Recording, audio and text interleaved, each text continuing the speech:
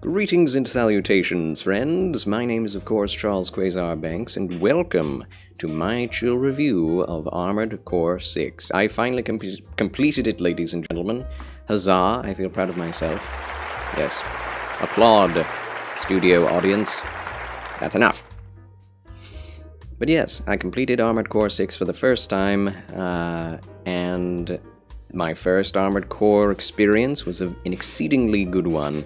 I did not expect it to be as short as it was, although I did replay quite a few of the missions to get higher rankings and get more money and collect things, which are things you can do in Armored Core 6. I suppose it definitely does bear out saying this is a mech game. I have seen in other people's streams and videos that I've watched since playing it that there are lots of people out there who have no idea what a mech game is, what that means, and which is shocking, and it shows just how far the mech genre has fallen off here in the West. It's still going strong in Japan, its native land, the place where it was born and bred, and continues to thrive. And here in the US, in the 90s, it was very popular as well.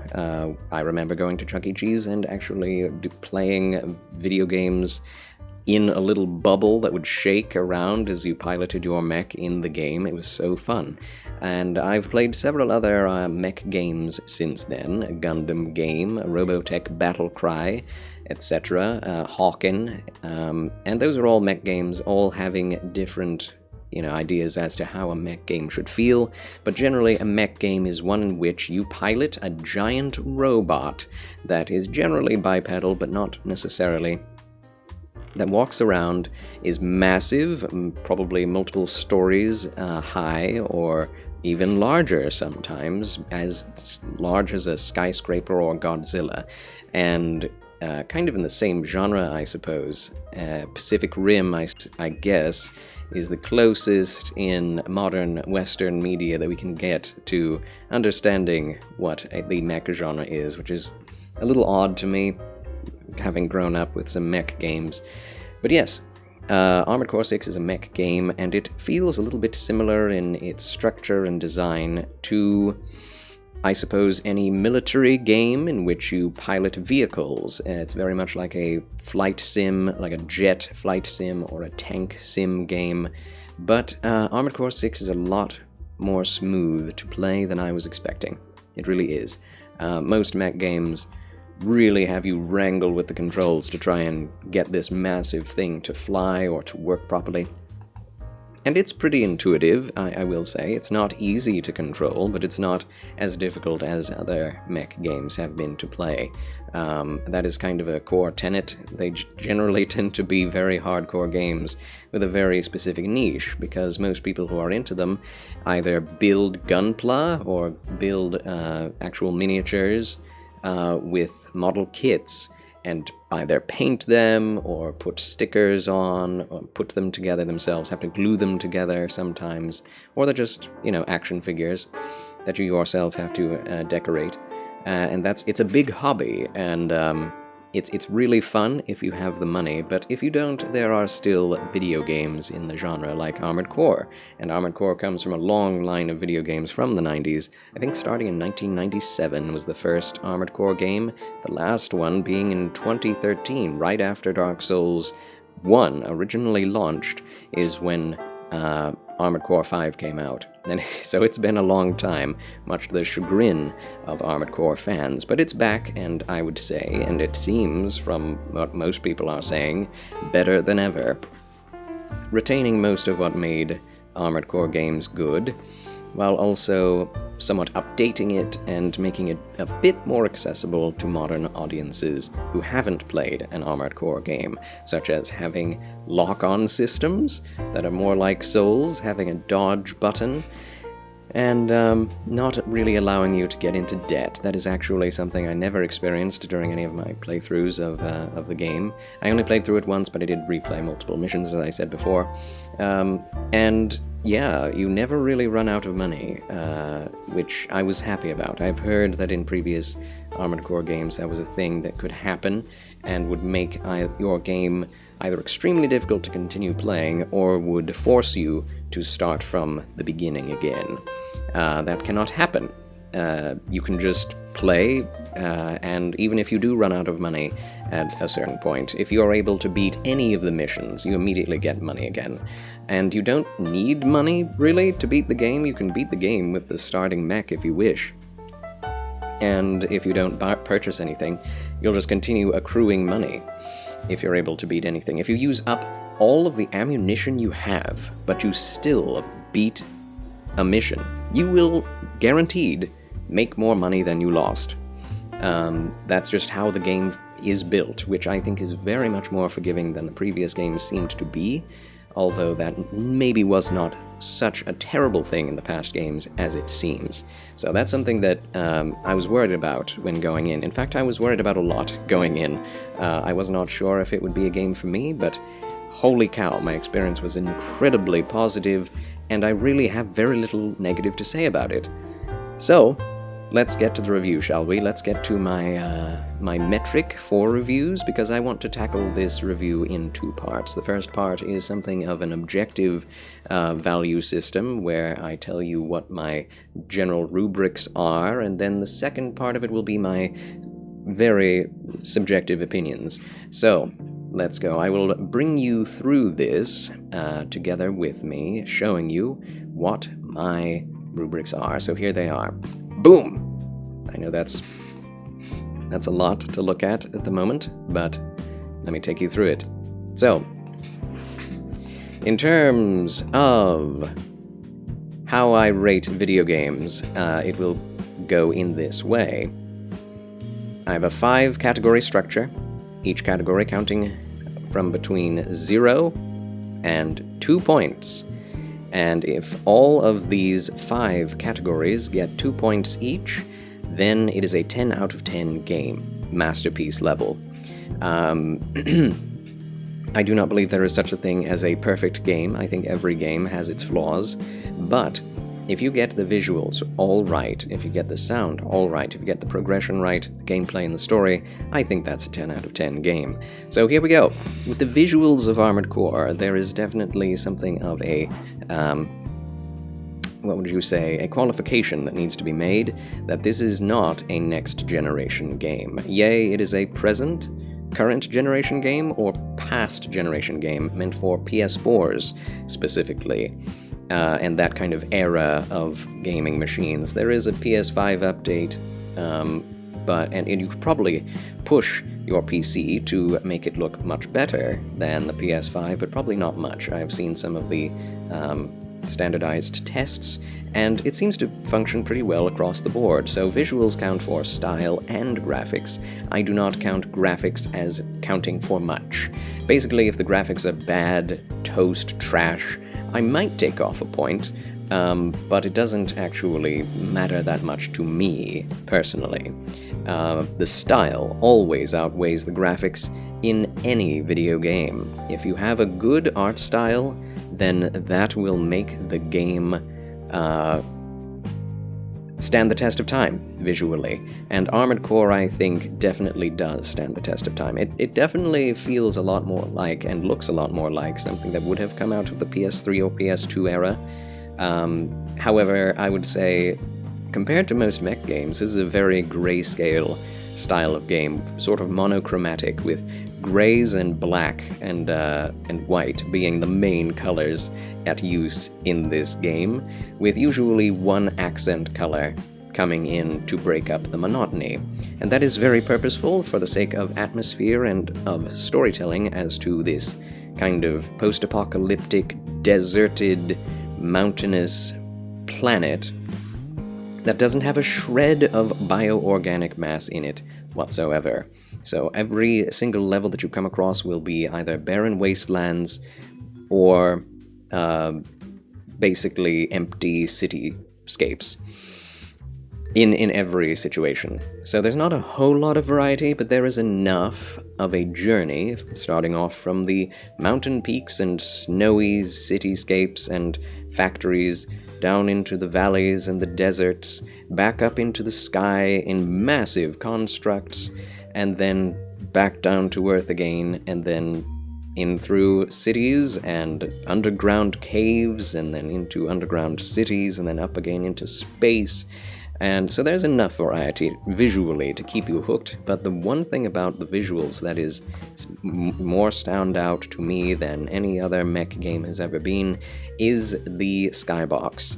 The skybox is amazing. Anytime that you just sit there and take a look around you, you will see at the horizon amazing vistas in every level to just feast your eyes upon.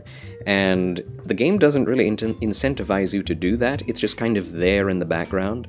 If you focus on the missions, if you do what the game expects you to do, which is just to really speed through the levels as fast as you can, kill everything quickly as possible, and get out of there, you will not see most of what is beautiful about this game. It's kind of hidden beyond the borders of your sight. And so, if you play this game, for your first playthrough, I would recommend, since your first playthrough is not going to be very good, you're not going to be as skillful in any first playthrough of a mission, take a look around you, smell the roses, and just slowly survey your surroundings whenever you have a chance, a moment to do so. You will, in every situation, be blown away by the visuals you see in the backgrounds. Now, in the foreground, however, there's kind of a mixed, muddled situation here, where if you look at your mech, or any other mech for that matter, they're extremely well detailed with great graphics and textures. If you look at the ground, or any other part of the terrain, that unfortunately is not so. I played on the PS5, and the ground textures were very muddy if in cutscenes, or if you get the camera situated in such a way that it's looking at a wall, or the ground, or any other terrain. It looks very muddy. And not terrible, like you can still tell what it's supposed to be. It's not pixelated by any way, but it's just a little muddy, and I think that is definitely worth calling out, even though I don't think it's bad enough to actually take off a point. I think the visual and the art style and the atmosphere of what you're seeing is so grandiose that it overpowers any small textural or graphical issue. That's me. That is definitely me. Maybe someone would take off a point for that, but again, it's not a next-generation game. It cannot be expected to be. From Software rarely ever makes next-generation games with graphics that, push the borders of what we can do with games visually. But they always have a very nice, realistic, gritty feel to them that I think is very appreciable and is much more important than having top-of-the-line graphics.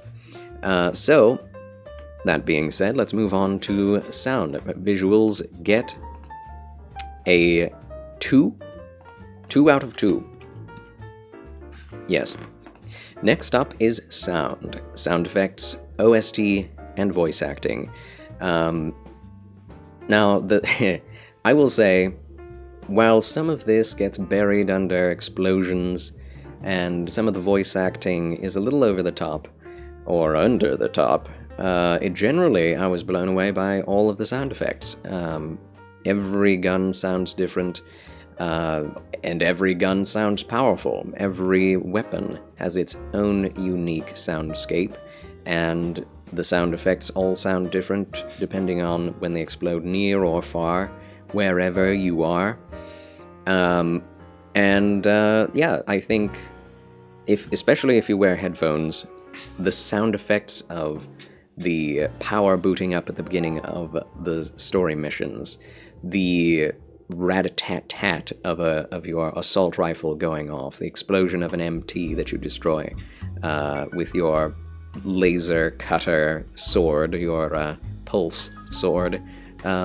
It's just an amazing variety of sound effects, and very clear and crisp, with some amazing music here. The OST is really interesting. It's very much a cyberpunk techno sound. It really does not go along the lines of anything traditional for what you would expect even out of a sci-fi game. It's much more something you would expect out of maybe Cyberpunk or I would say Blade Runner. And it really does sell this sort of high science fiction, far into the future sense where humanity has declined and the rise of the machines has taken over. Go onto YouTube or wherever you listen to music and find the OST for this game, and you will be blown away by how dramatic and interesting these songs are. You can't really hear it during combat because you're just so focused on what you're looking at, and certain other sound effects are actually extremely important for you to hear, such as the sound effect for when an enemy locks onto you. You will have to learn what that sounds like. The beep beep of an incoming attack about to hit you, you need to listen for that. You also need to listen for when your missiles are actually locked onto the enemy, when your camera is locked onto or locked off of an enemy.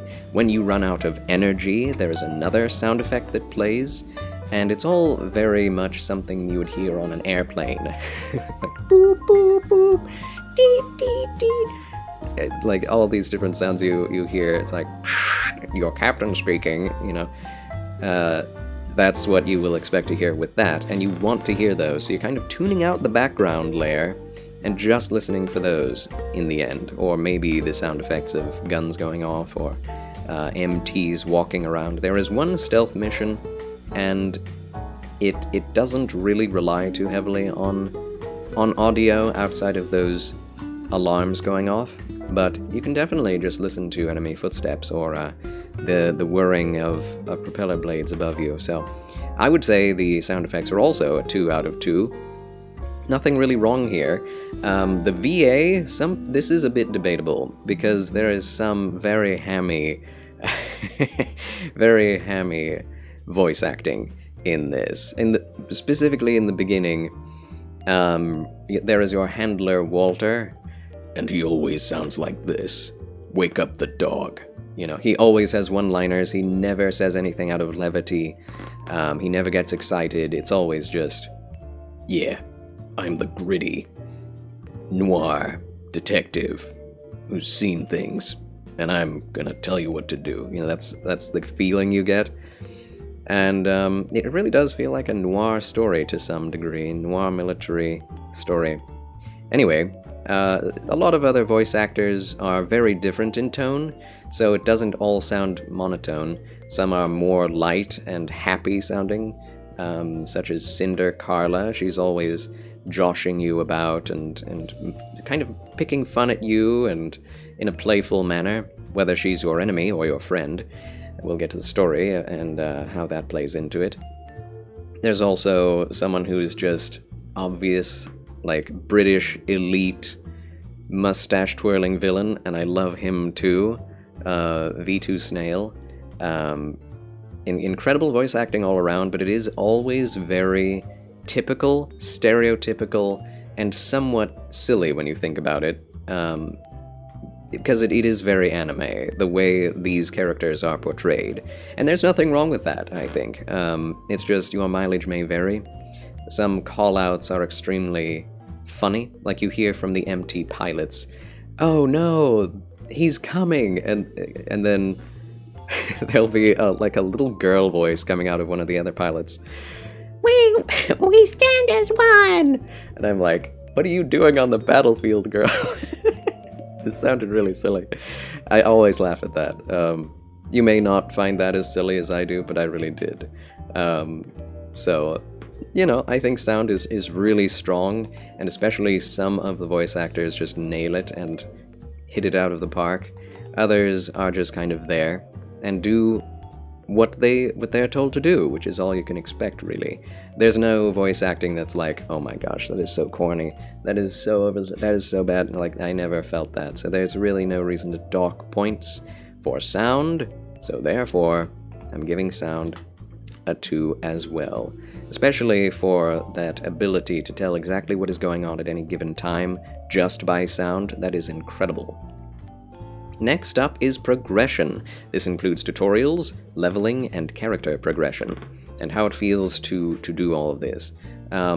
So, first off, the way that they teach you, do they actually teach you very well how to play the game and what to do? All of the tutorials, at least at the beginning, are pop-ups that interrupt the action when you begin.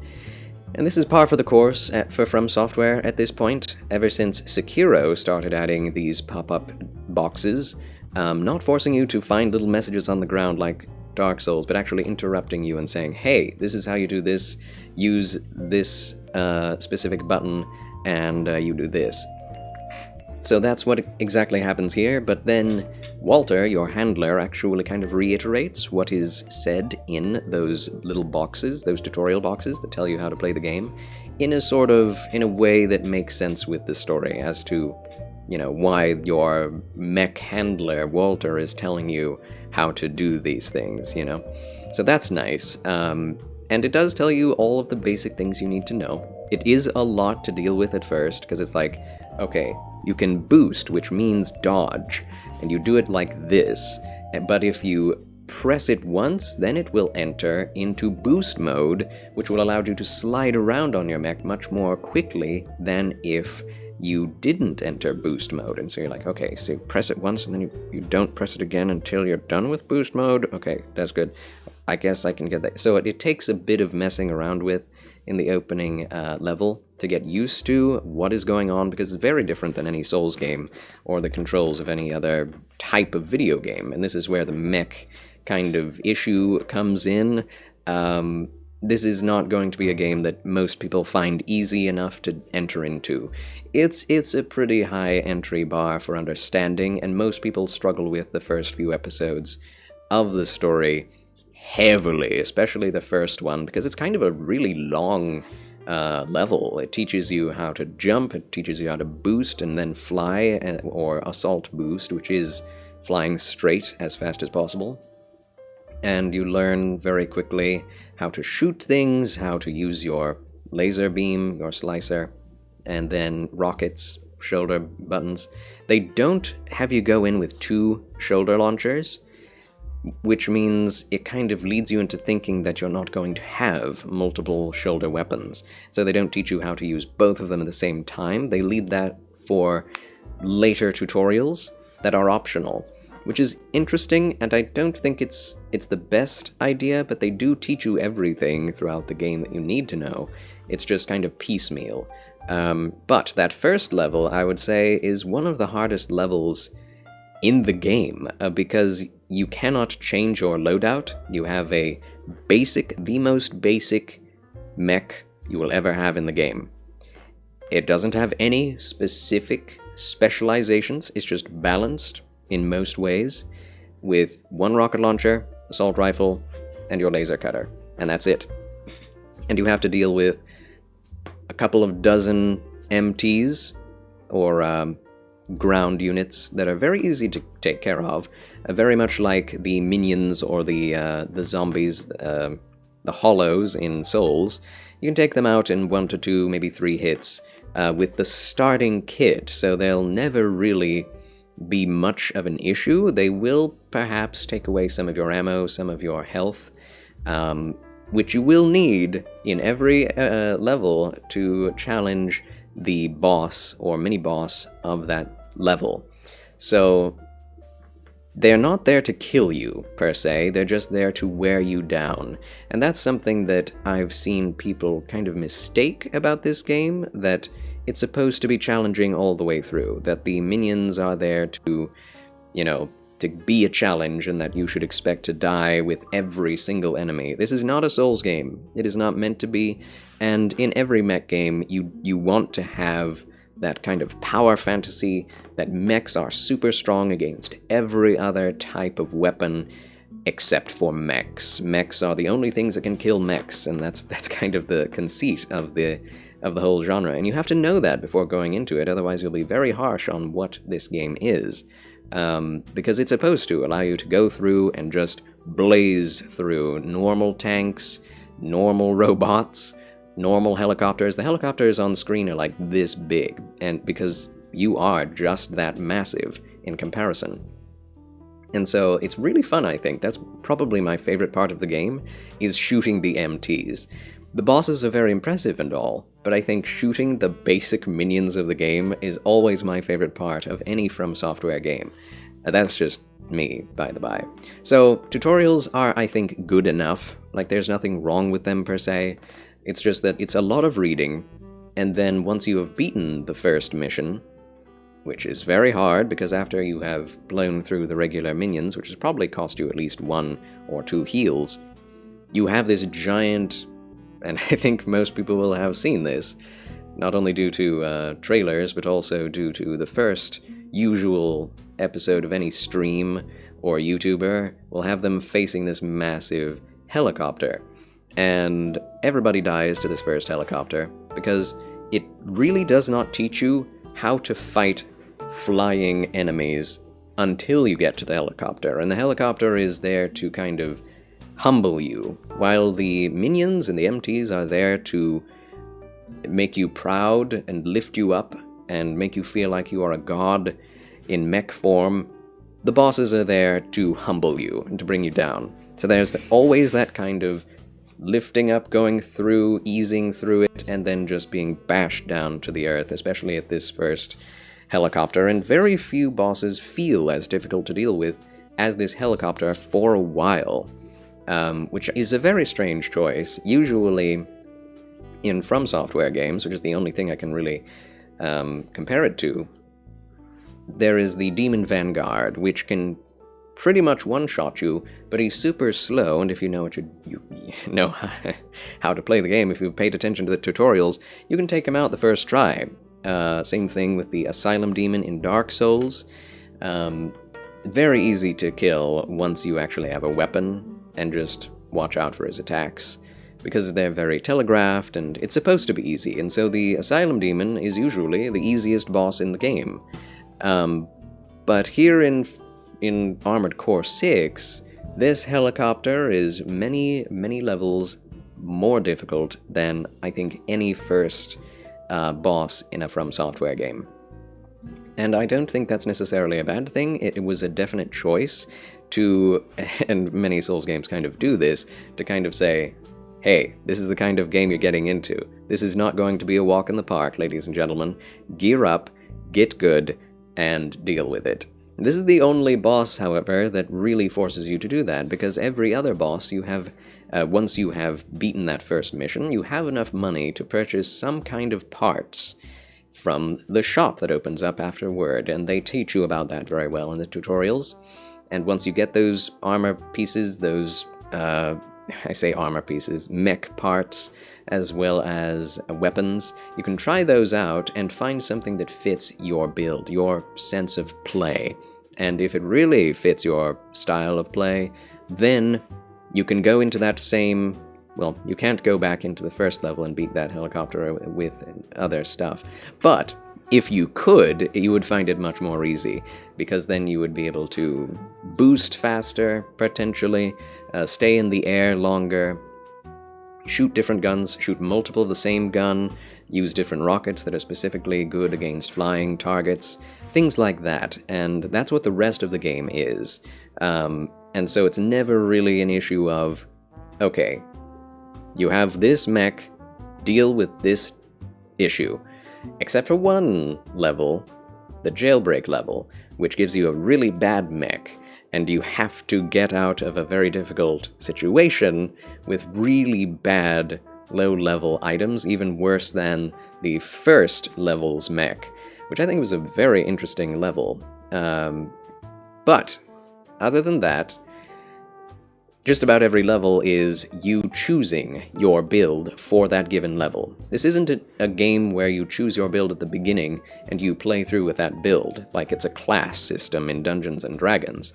I played through it as if my mech was a modular platform, and that's what Armored Core means. The core is the pilot's core that you're in, and everything else is modular. You can put on any different arm, or leg, or head, system, rockets, weapons that you want to make it play a certain way. And you don't really realize that at first until you go into the optional tutorials that open up after playing through certain missions. So certain things are locked behind levels, but there's no sort of leveling here. You do not, after you finish a level, go and use your currency to level up. You just don't. That's not how it is. You may purchase a part that actually makes your mech better in some way, but there's always a balance, and this is one of the, I think, best balanced games in terms of difficulty and in terms of weapons and armaments that I've ever seen, because there's nothing really in this game that is just perfect for every situation. Even though I've heard from some that the game is too easy because you have songbirds and Gatling guns, which is a certain type of grenade launcher and, well, Gatling gun. So, Donkey, Video Game Donkey, is very well known these days for having said that Armored Core is too easy, because once he found the certain build that he liked, he never went back to another build and just beat the whole game with it, and it was super easy, barely an inconvenience. But I think that has more to say about Donkey's video game skills than it does about Armored Core, and I actually disagree with him. I did use that same build that he used, and I didn't get anywhere. I beat maybe one boss and couldn't do it again because it does require a playstyle that I didn't like. And I think most people will have that experience, and even with other Souls games. A lot of people play the same game and have a completely different experience. This is not Sekiro, where everyone has basically the same experience. This is a sort of game where, yes, everyone has the same levels that they're dealing with, but you can use almost any loadout that is, available at the time to deal with that situation, and everyone is going to find slightly different solutions to the same problem, even if you don't have this massive library open to you.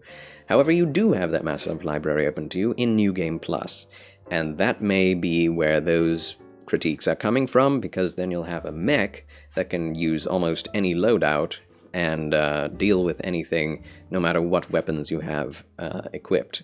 Maybe, that's an idea. But I really feel like the difficulty and we're moving on to gameplay here a little bit, is not too difficult and it's not too hard. I think it's just right. I think it's inconsistent between levels. You would think that the game would be easy at the beginning, get harder and harder and harder and harder and harder until you beat the game. And the end of the game is the hardest part, and the beginning of the game is the easiest. But in Armored Core, it's like easy, hard, easy, easy, easy, easy, super hard, somewhat hard, and then it gets harder and harder and harder, and then easy, and then harder and harder and harder, and then easy, and then harder and harder. So it's very inconsistent in that way, and I think it's weird. I don't think there's anything wrong with it, but it does kind of give you this sense that you have no idea what you're going to be going into when you go into the next level.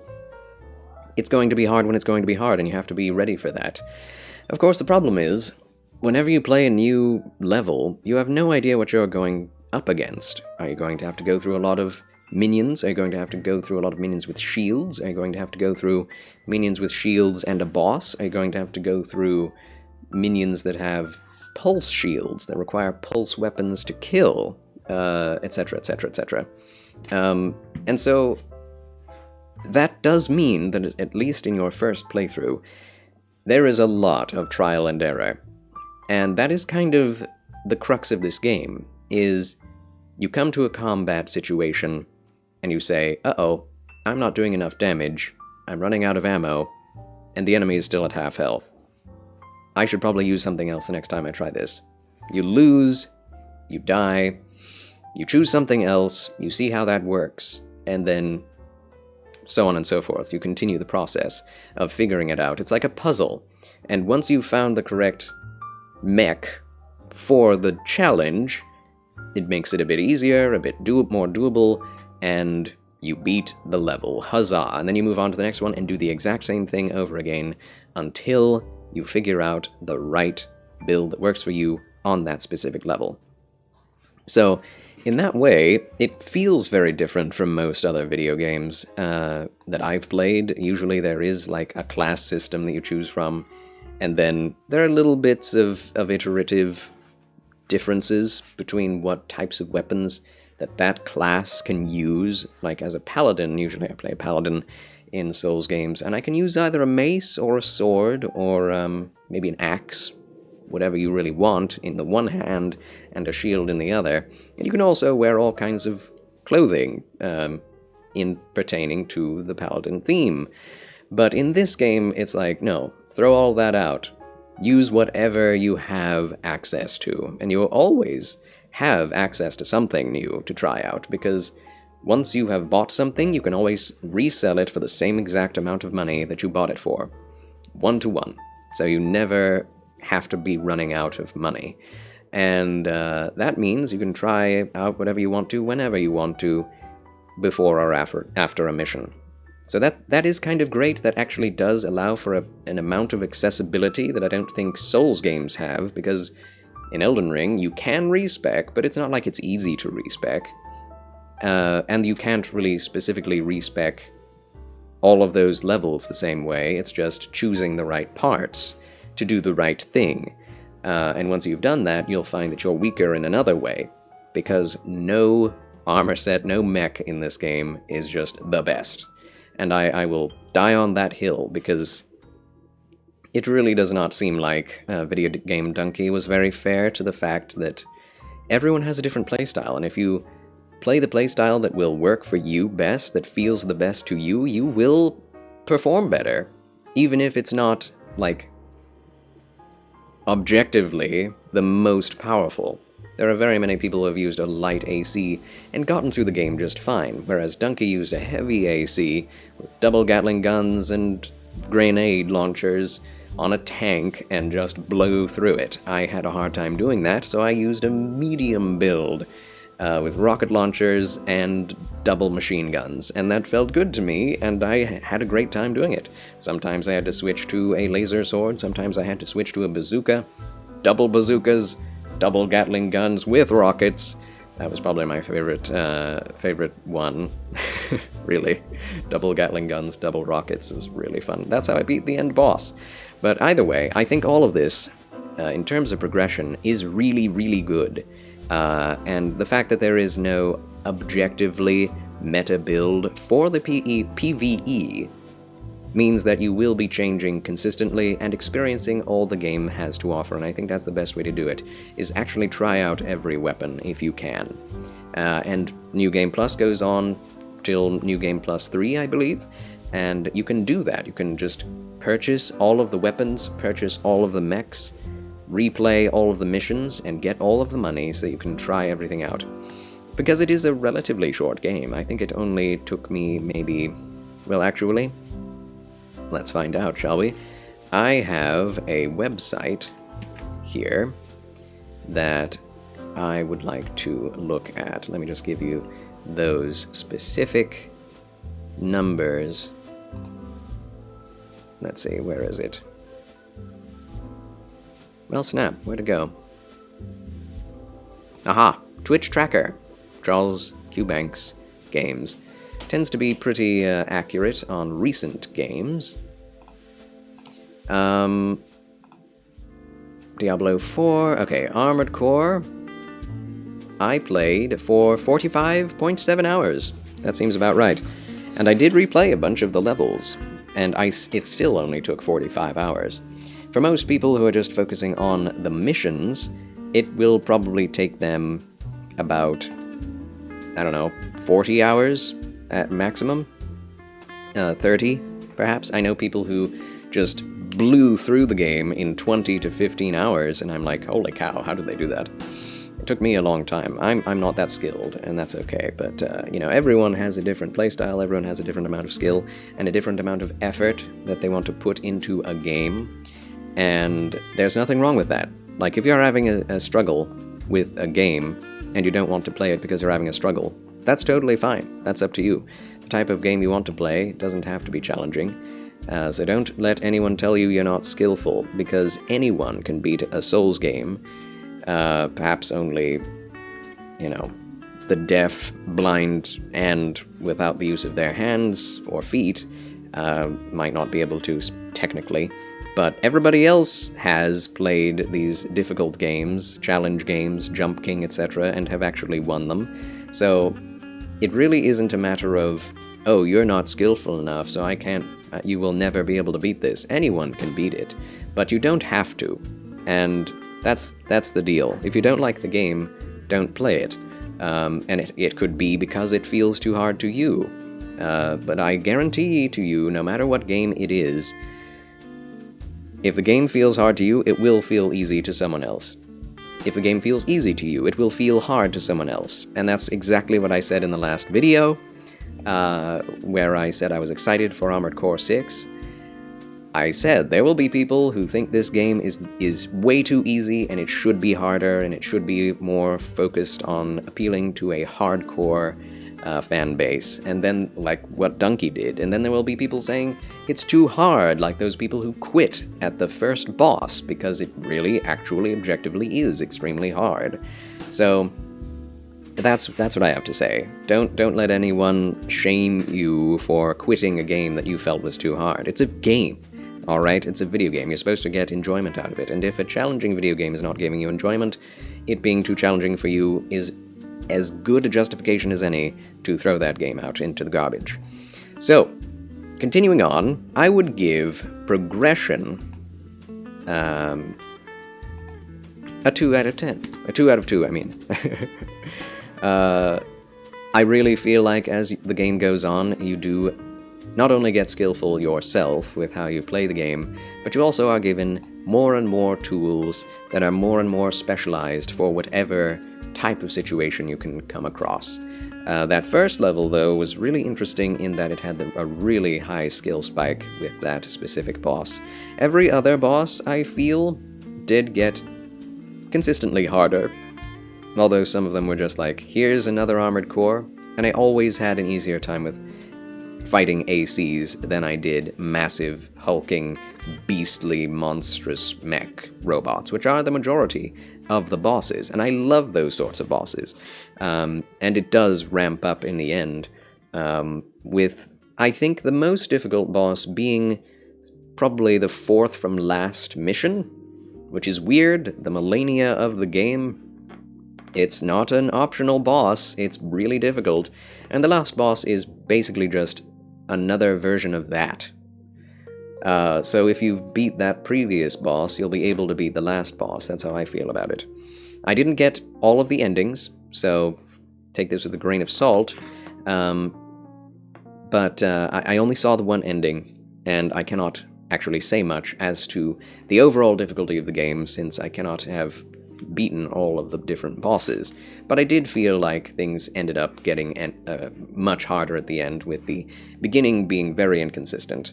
But I don't think that's a bad thing. I think it's just the choice of the game developers to do it that way, because it is kind of fun and refreshing to just have a minion mission, to just go in, blow up all the minions, have fun, test out some weapons, and be done.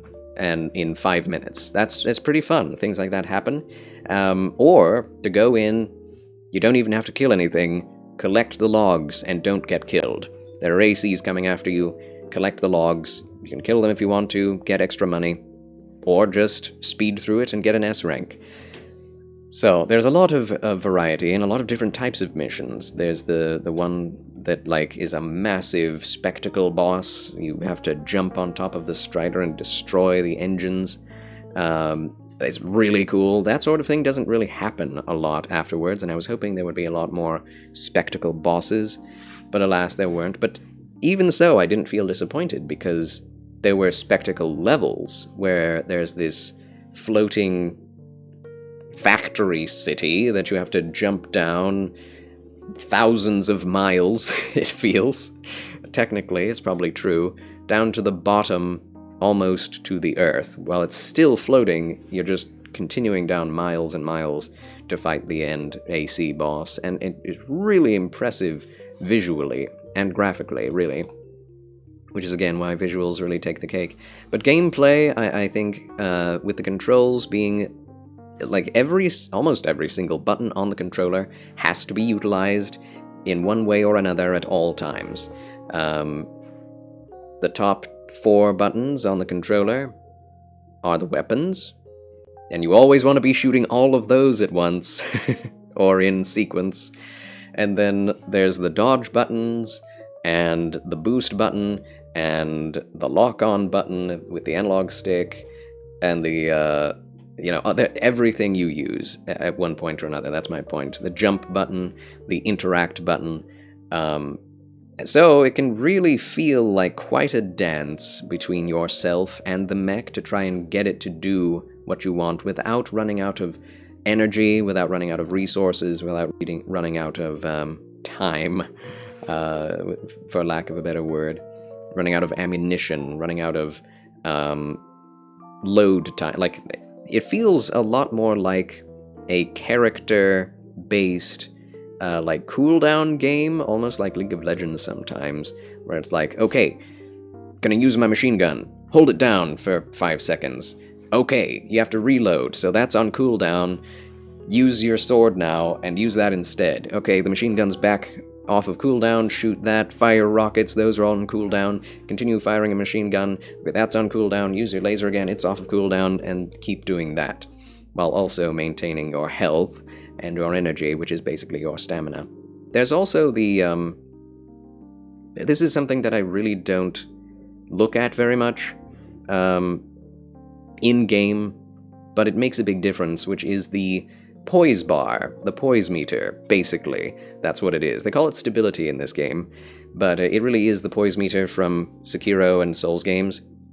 And when that fills up from the center out to the sides, you get staggered, and when you are staggered, there's a certain window of time where you can get dealt direct damage, and the damage is sometimes 2 times, sometimes triple the amount that that you would be dealt otherwise when you're not staggered. And the same can be said of your enemies. You can deal staggered damage to them with certain abilities, and then once they are staggered, you do a crazy amount of damage to them.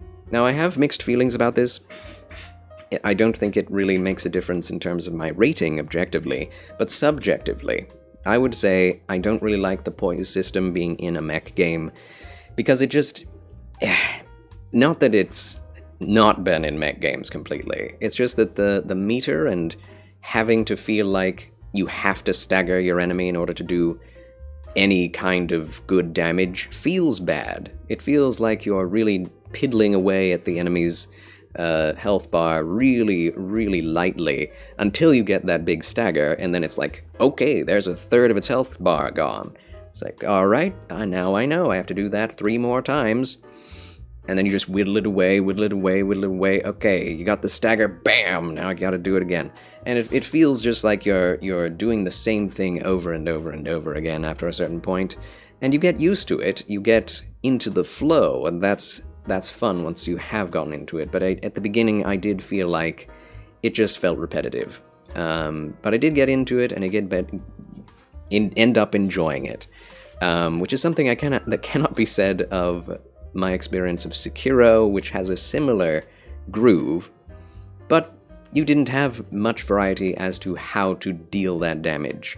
Whereas in this game, there are lots of different ways to increase your damage without stagger, to increase your stagger damage, to increase your direct damage, and so on and so forth, to break through shields, and that's what really gets my gears going in my head. It's like, oh, what can I do to increase my damage without stagger? Because that's interesting to me. It's like, yeah, the stagger is good, and once you've staggered the enemy, you have to be prepared with something highly damaging to deal that direct damage with. And if you really do, pay attention to the meta of what does the most damage with direct damage during a stagger, and you use the thing that staggers the most, and then you use that, and it staggers them, and then you use the thing with the most damage. It feels really good and really satisfying. But even if you don't do that, you can still do well enough in the game without focusing on that.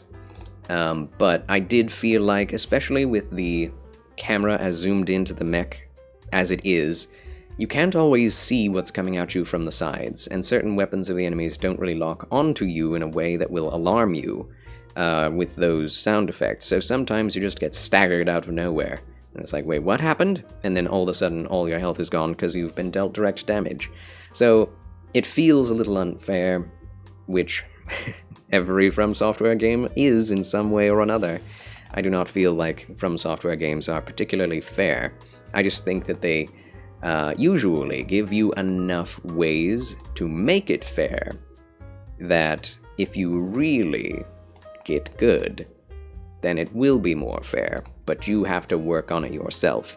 Without you working on it and getting good, the games are always unfair, and that's what makes them actually satisfying, to get through that unfair amount of difficulty, the burden of the enemy bearing down on you with more damage you can deal, with more health than you have, but with your patience and your endurance, your determination, and the weapons you bring to bear being used skillfully, you can outmaneuver the Goliath giant. So that's how these games work, From Software games specifically, and that is extremely satisfying, and I love that about them.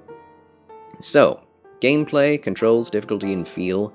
This is the most subjective out of this, but I would say it's a 2 from what it's going for. You can see where I'm going with this. So far, we have 2, 4, 6, and 8. Next up is the story, the plot, storyline, and writing. And this is where I have to deduct a point, because while I think the story that is being told is very interesting, I don't think it's told well. I really do not. It's told 100% through dialogue. 100%.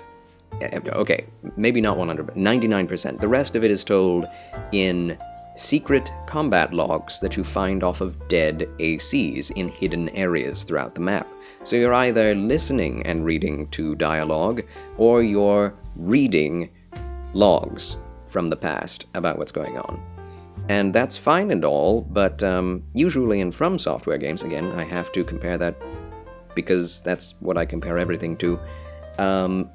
And it's From Software, so it's the same basic people, basically. The same people, the same teams working on this as worked on Souls. And I've got to say, there's not a whole lot of visual storytelling to be had in this game, apart from that dialogue and those logs.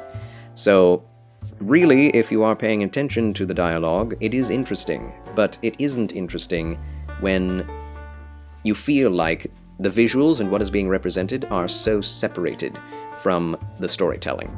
The storytelling being just dialogue, when you have all these visuals to help you with it, really feels like a step down from Souls to me, from Souls storytelling. Maybe you can get a little bit more out of the basic plotline in this game with the dialogue than you can just the dialogue of any Souls game, but I feel like it's definitely worse than what the Souls story actually is doing through visual storytelling. Now, there are some things where the dialogue and the visuals line up to tell a, cohesive story, but it's not the majority of the time. You're listening in to other people talking about you. You're listening in to people telling you what's going on.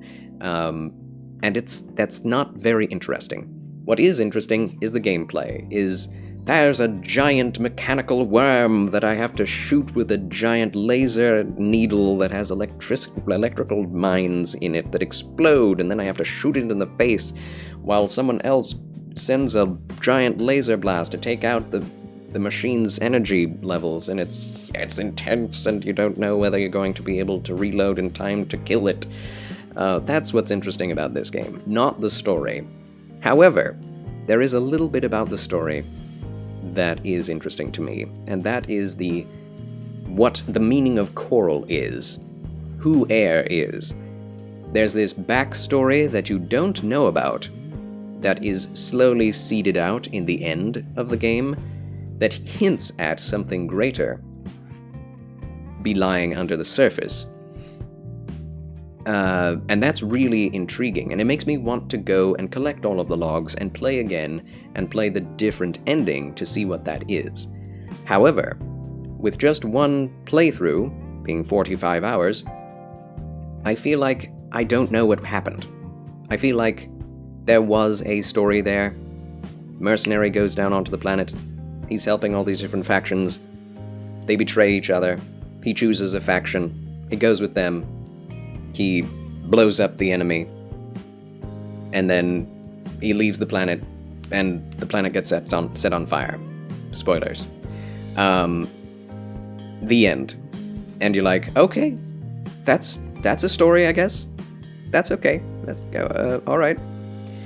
And it's an experience, and it's a good experience, but I don't feel like it really hit with me.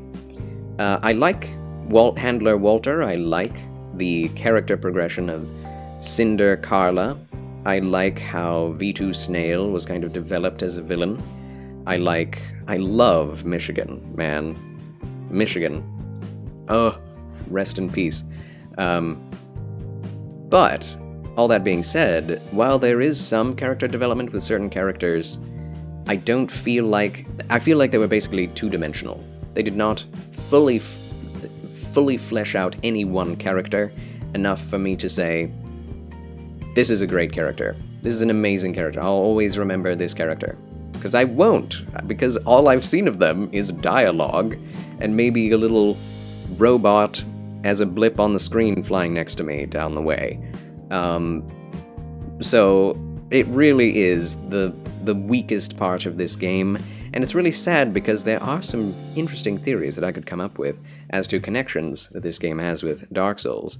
There's the Moonlight Greatsword, there's a planet getting covered in fire, there are consciousnesses being part of the coral that are being used as fuel, kind of like Souls were being used as fuel and as, a power source in Souls. So souls of the Rubiconians are being used as fuel on Rubicon by these different mech factions.